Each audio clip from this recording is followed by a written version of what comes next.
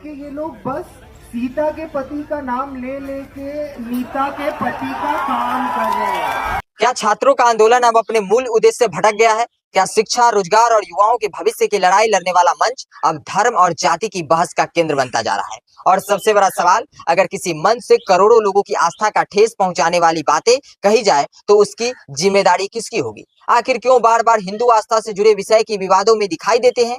क्यों भगवान राम, भगवान कृष्ण, भगवान शिव, हनुमान जी और संत महात्माओं को लेकर बयान सामने आते हैं?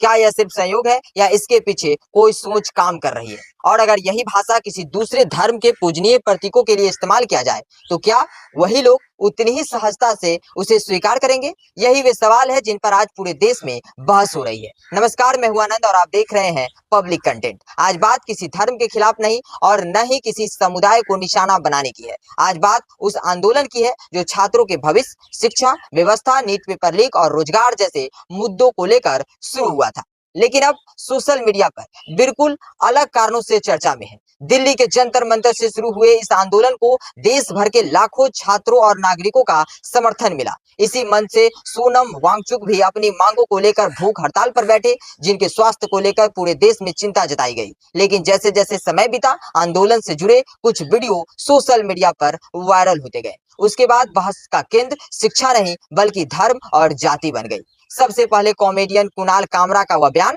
चर्चा में आया, जिसमें उन्होंने कहा कि सरकार सीता के पति का नाम लेकर नीता के पति का काम कर रही है। समर्थकों ने इसे राजनीतिक व्यंग्य बताया, जबकि आलोचकों ने सवाल उठाया कि अगर निशाना सरकार थी तो भगवान राम का संदर्भ लाने की जरूरत क्यों पड़ी?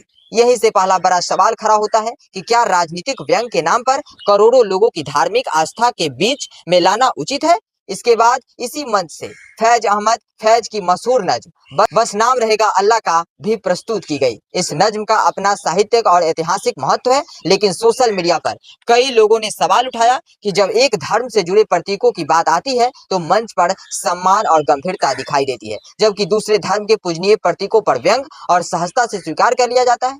इसी ने दोहरे मापदंड को बहस को और तेज कर दिया। इसी बीच आलोचकों ने यह भी दावा किया कि आंदोलन के दौरान मनुवाद खत्म करो और ब्राह्मणवाद खत्म करो जैसे नारे भी लगाए गए। यदि ऐसा हुआ तो सवाल उठाना स्वाभाविक है कि क्या छात्रों के भविष्य के लिए शुरू हुआ आंदोलन जातिगत नारों का मंच बनना चाहिए? क्योंकि इस आंदोलन का उद्देश्य शिक्षा, परीक्षा और रोजगार था, न कि धर्म जाति की राजनीति। यही कारण है कि अब लोग पूछ रहे हैं कि आखिर बार बार विवाद उसी दिशा में क्यों मुड़ जाते हैं? क्यों बार बार बहस छात्रों के मुद्दों से हटकर धार्मिक और जातीय विवादों तक पहुंच जाती है? लोकतंत्र में अभिव्यक्ति की स्वतंत्रता सभी को है।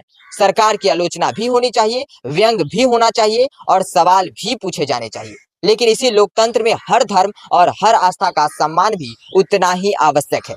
यदि किसी मंच से ऐसे बयान आते हैं जिनसे बड़ी संख्या में लोग आहत महसूस करते हैं, तो यह भी जरूरी है कि मंच के आयोजक और उससे जुड़े लोग इस पर विचार करें।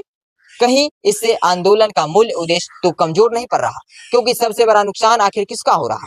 सबसे पहले उन लाखों छात्रों का जिनके लिए यह आंदोलन शुरू हुआ था। शिक्षा, परीक्षा और रोजगार जैसे मुद्दे पीछे छूट गए और बहस धर्म तथा जाति पर आकर टिक गई। दूसरा नुकसान समाज का है, जहां इस तरह के विवाद नई दूरियां और नई बहसें पैदा करते हैं। और सबसे बड़ा फायदा किसे होता है? यही सवाल आज सोशल मीडिया पर भी पूछा जा रहा है, क्योंकि जब कोई आंदोलन अपने मूल मुद्दे से भटक जाता है तो उससे जुड़े असली सवाल भी कमजोर पड़ जाते हैं। इसीलिए आज सवाल किसी एक व्यक्ति का नहीं बल्कि पूरे आंदोलन की दिशा का है। क्या छात्रों के मंच पर केवल छात्रों के मुद्दे की बात होनी चाहिए? क्या अभिव्यक्ति की आजादी के साथ सभी धर्मों की आस्था का समान रूप से वो सम्मान होना चाहिए? और क्या जाति या धर्म से जुड़े विवाद किसी छात्र आंदोलन का हिस्सा बनने चाहिए? इन सवालों पर आपकी क्या राय है?